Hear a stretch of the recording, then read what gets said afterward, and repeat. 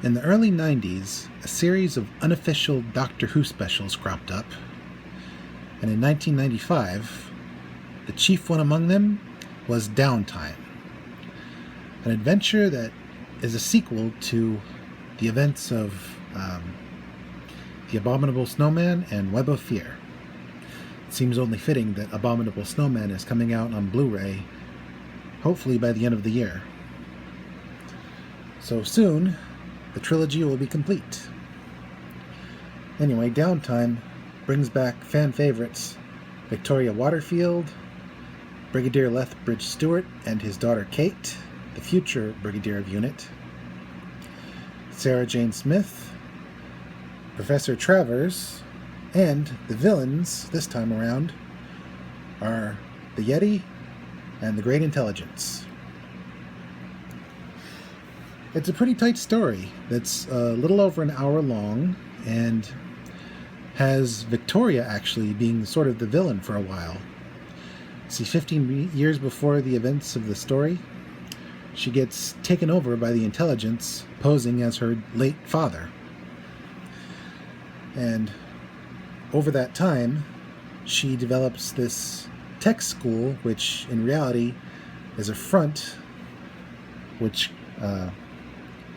is basically trying to bring forth the Great Intelligence once again, using the internet, which was very wild and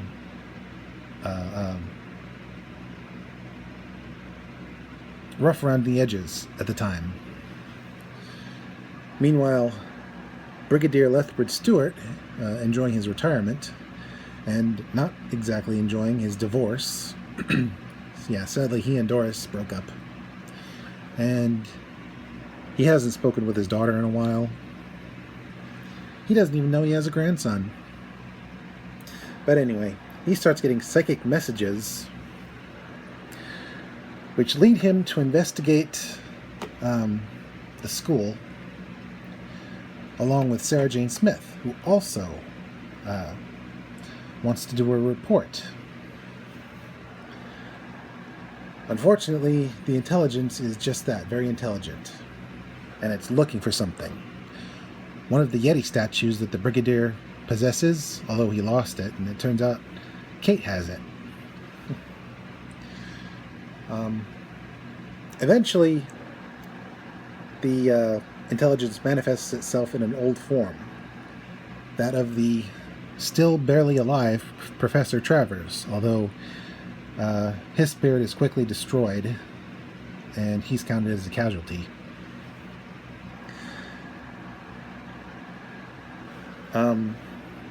Eventually,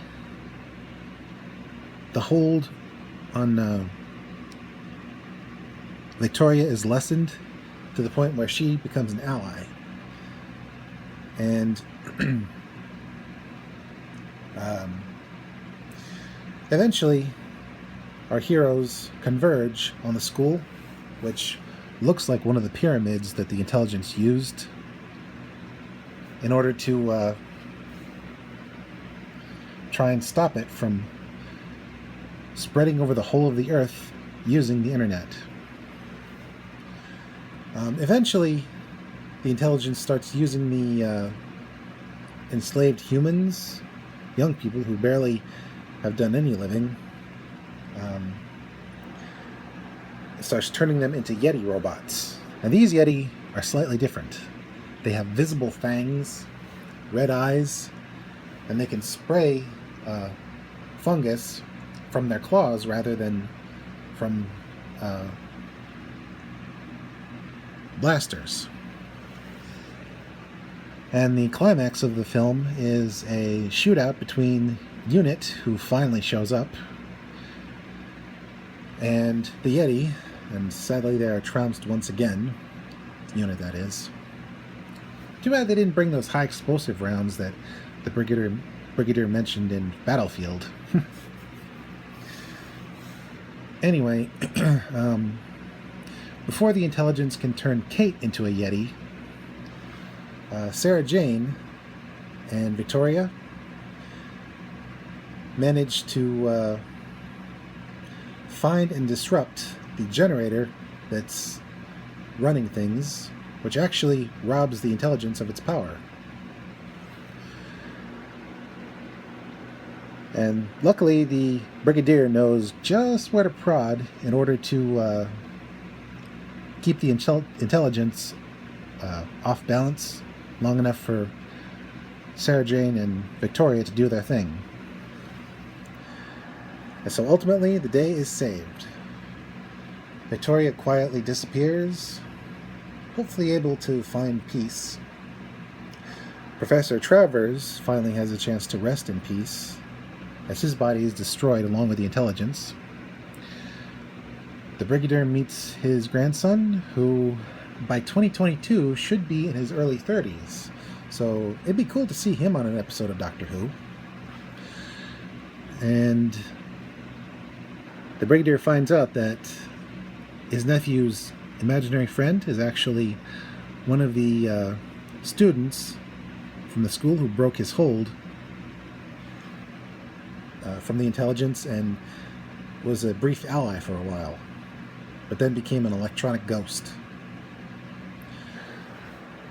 So yeah, while there is an overall theme for Downtime, it's kind of all over the place. And while they do reference the Doctor a few times, it's not by name. In fact, a side character, a hobo who used to be in the military, so takes a shine to the Brigadier,